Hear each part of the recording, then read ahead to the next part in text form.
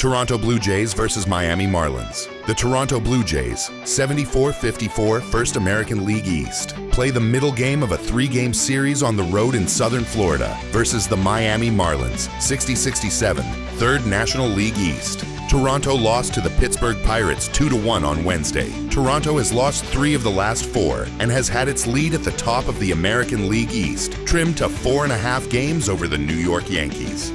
Miami defeated the St. Louis Cardinals 6-2 on Wednesday, but the Marlins have lost 5 of the last 7. Miami trails first place in the National League East by 14 games, and the Marlins are 7 games behind the third and final NL wildcard spot. Toronto will play without 7 pitchers and DH Anthony Santander.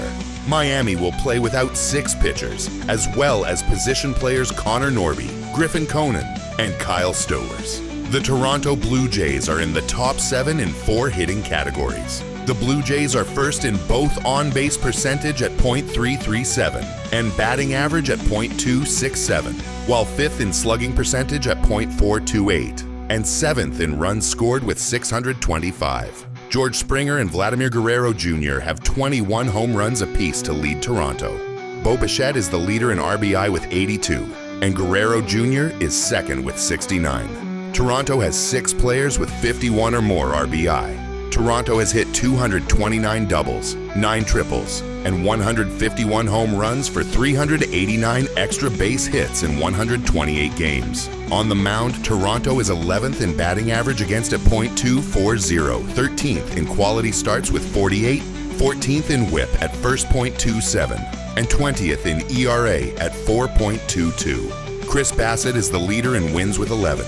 While Kevin Gausman leads the Blue Jays in strikeouts with 127 and ERA for starters at 3.78. On Saturday, Toronto will hand the ball to Jose Berrios. This season, the right-hander is 9-5 with a 4.00 ERA, 1.29 whip, and 121 strikeouts. The Miami Marlins are 10th in batting average at .251. but dropped to 17th in slugging percentage at .396, while 18th in both runs scored with 549 and on-base percentage at .315. Kyle Stowers leads Miami in home runs with 25 but is out injured, and Agustin Ramirez is second with 18.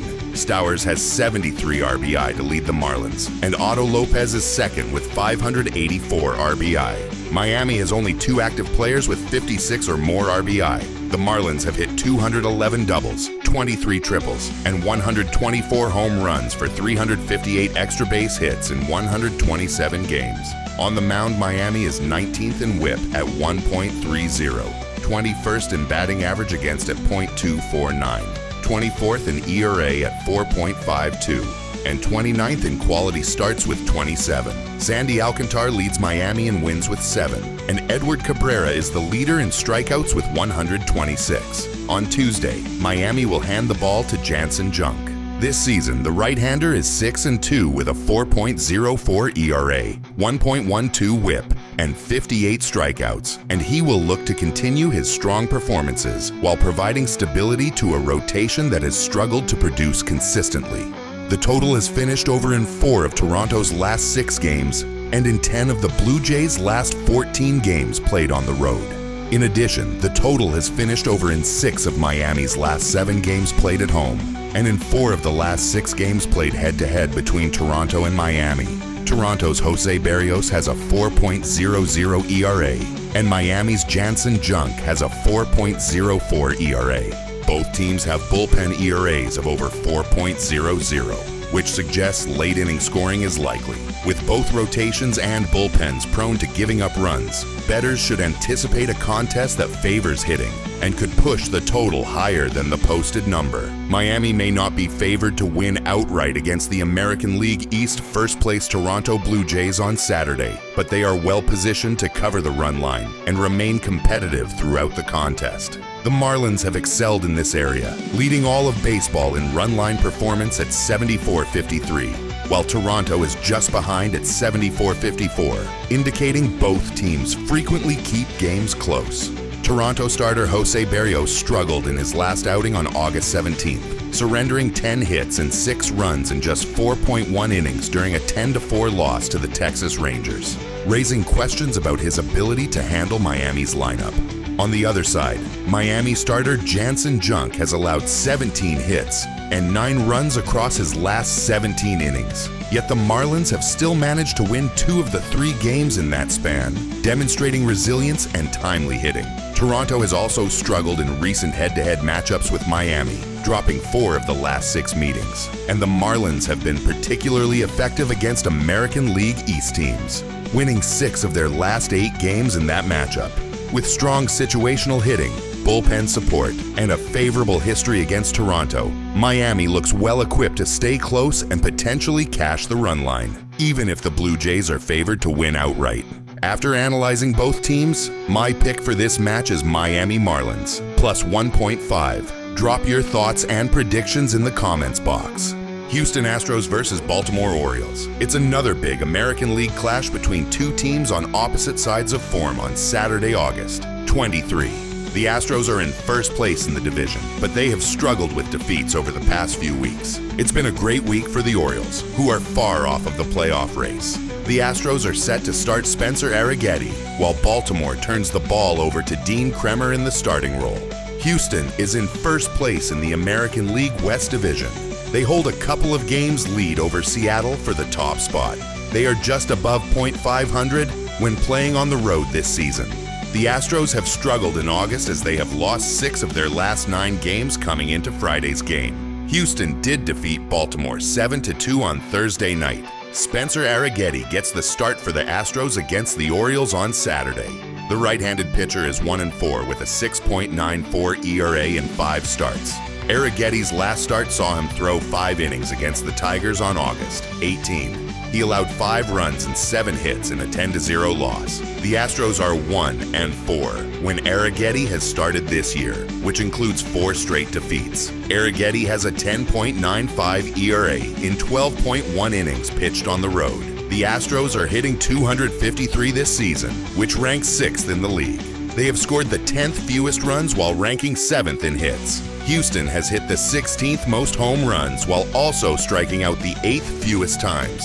Houston has a .254 batting average on the road, but they are hitting just .238 in the second half of the season. Their struggles continue in August. With a .231 batting average and in 4 games against the Orioles, Houston has managed only a .193 average, highlighting ongoing issues with consistency and timing against Baltimore's pitching staff. Baltimore is in last place in the American League East Division, sitting at least 14 games back of the divisional lead.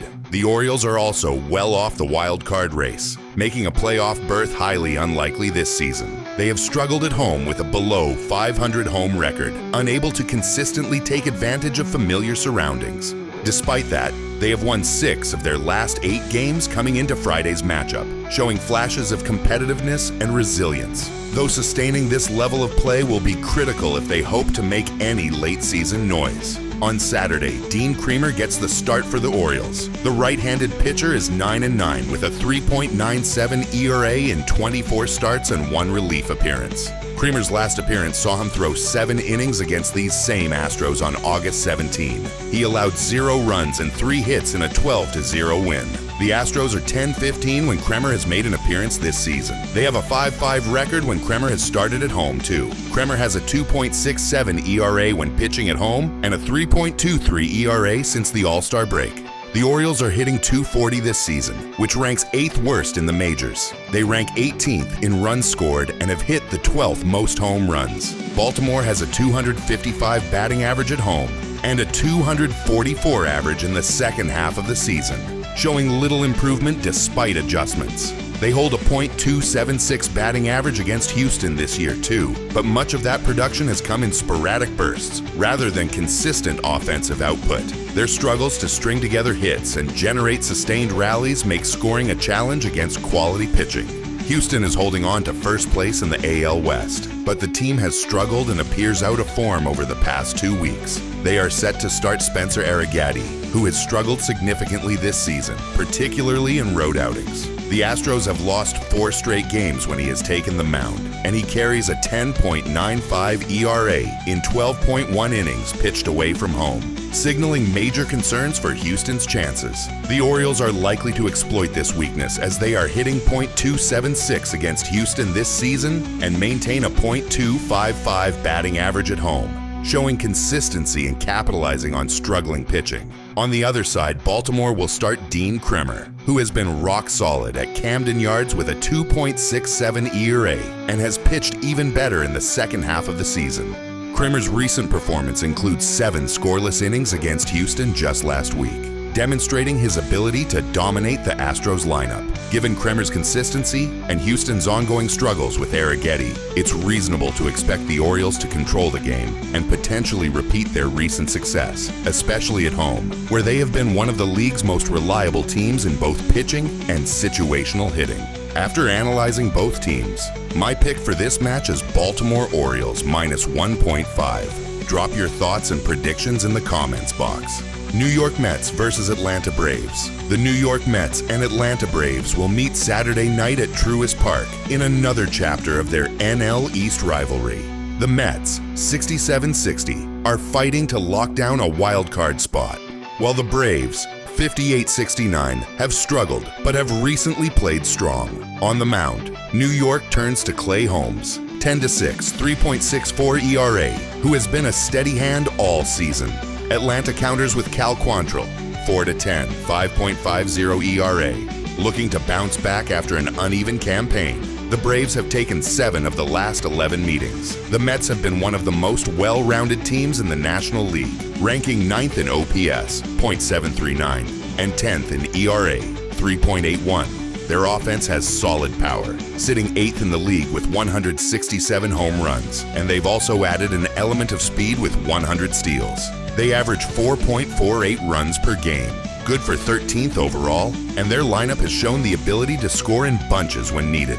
With contributions across multiple spots in the batting order, the Mets can generate consistent run support, and their balance of power, speed, and situational hitting makes them difficult for opposing pitchers to navigate over a full game or series. Clay Holmes is a likely starter for New York on Saturday. He enters at 10-6 with a 3.64 ERA and a 1.34 WHIP, plus 105 strikeouts in 24 starts. He's not overpowering, but he limits damage and gives the bullpen a manageable workload, allowing them to focus on high-leverage situations. New York's bullpen is 13th with a 3.90 ERA, and the defense behind them has been solid with only 60 errors this season, ranking 12th in baseball, which helps Holmes maintain consistency and reduces the likelihood of extended innings that could tax the relief corps. Atlanta is slightly above .500 at home, 32-31, but inconsistency has defined their season, leaving fans unsure of what to expect from night to night. The Braves average 4.39 runs per game, ranking 16th in MLB, sit 15th in home runs with 143, and carry a .715 OPS, good for 14th. Indicating a lineup capable of producing but lacking the overwhelming power it once displayed. While they can still put together big innings and deliver when pitching mistakes occur, this lineup isn't the same dominant force that longtime fans have come to expect. Instead, the team has leaned heavily on timely hitting as its most reliable weapon, finding ways to manufacture runs in key situations and relying on situational awareness and base running acumen to gain an edge in close contests.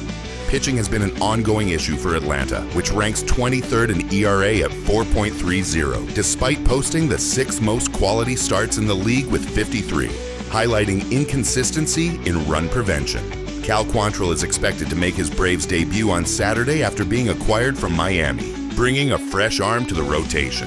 In 24 starts with the Marlins, Quantrill went .410 with a 5.50 ERA and a 1.39 WHIP, showing a mixture of potential and vulnerability. Perhaps the Braves were intrigued by his previous outings against them earlier this year, but his overall track record against the Mets tells a more cautionary story. In his first start of the season on March 31st, Quantrill surrendered 6 runs in just 4 innings against New York, demonstrating how susceptible he can be when facing strong lineups. Atlanta will need him to adjust quickly to his new team and surroundings if they hope to limit damage and compete effectively in this matchup.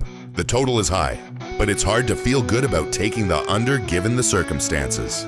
The Braves have already seen Clay Holmes 3 times this season, and he has struggled, posting a 6.08 ERA while issuing 15 walks in those appearances, showing he can be inconsistent against potent lineups. On the other side, Cal Quantrill is even harder to trust, as his club has allowed 7 runs in each of his last 3 starts, and he'll be making his Braves debut in this matchup. Considering Atlanta's lineup, which ranks near the top of the league in OPS against right-handers, and the tendency for both pitchers to allow runs in recent outings, this game has all the makings of a high-scoring affair.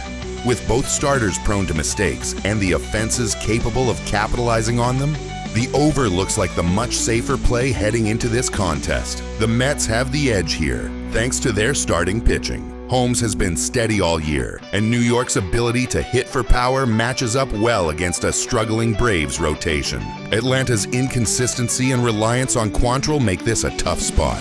The advantage on the mound is too big for me not to back New York, as Holmes' command and ability to limit hard contact should neutralize Atlanta's lineup. The Mets can capitalize on mistakes with timely hitting and a deep lineup. After analyzing both teams, my pick for this match is New York Mets. Drop your thoughts and predictions in the comments box. Athletics versus Seattle Mariners. The Athletics, 59-70. And the Seattle Mariners, 68-60. Will play their second of a 3-game series in the AL West. The regular season series between these teams is split 5-5 coming into this set. The first game of this series was played on Friday. The A's will start Jeffrey Springs, 4.24 ERA, while Seattle is sending out George Kirby, 4.22 ERA. The Athletics are catching some momentum recently, as they just swept the Minnesota Twins in 3 games on the road. This may be too little too late, as they are not mathematically eliminated from playoff contention yet, but are still 9.5 games out of the final playoff spot in the American League. They are ahead of the White Sox and have surpassed the Twins, but would still have to pass over multiple teams to find their way into extra baseball. In their last game against Minnesota, the Athletics grabbed an 8-3 win as Tyler Soderstrom went 4-4 and is now on a strong 19-game hitting streak. Soderstrom has the best batting average on the team at .273 and is now up to 23 home runs and 74 RBIs on the season. He is in his 3rd season in the majors and has been batting 4th in the lineup as their left fielder. Nick Kurtz also had 2 hits and an RBI on Thursday. The rookie is putting up big numbers with 26 home runs and 68 RBIs while taking the leadoff spot as their first baseman. Lawrence Butler is their fastest player. He has 17 stolen bases and is batting 231 with 17 home runs from the 2nd spot in their lineup as the center fielder.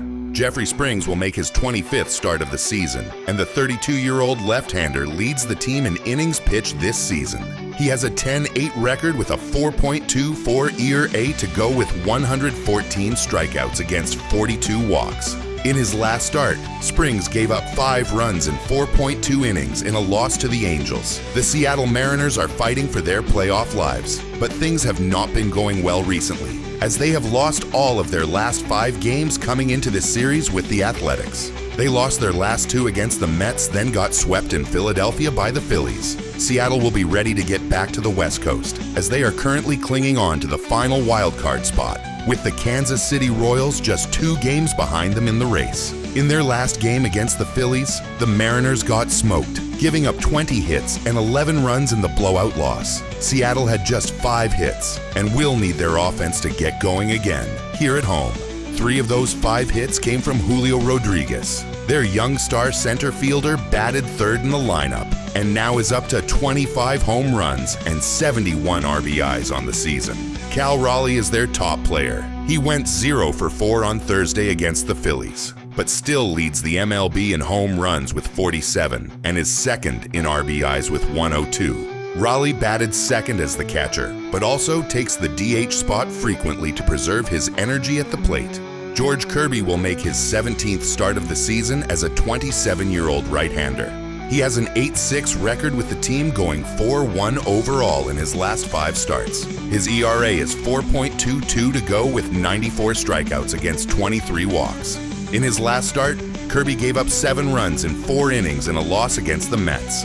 The Athletics are sending out Springs, and he leads the team in innings pitched and has been their most reliable arm all season.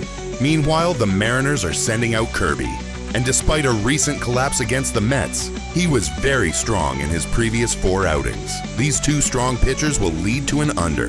Seattle is coming off a series against the Phillies where they struggled to get their offense going. The Athletics just beat up the Twins, but Minnesota's pitching staff was not in good shape.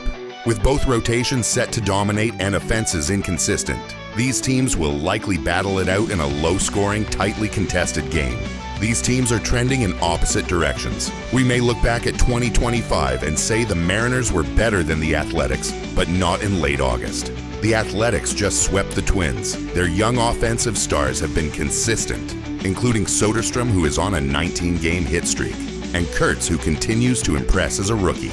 Meanwhile, the Mariners just got swept by the Phillies, and their offense is not clicking, as they only have 5 hits in the game against the Phillies where their opponents had 20 hits. The Mariners are starting Kirby, and he just got lit up by the Mets for 12 hits and 7 runs in under 5 innings. Adding to their struggles, Seattle has shown vulnerabilities in bullpen depth and timely hitting, making it difficult for them to bounce back quickly against a surging Athletics team that is playing with confidence and momentum.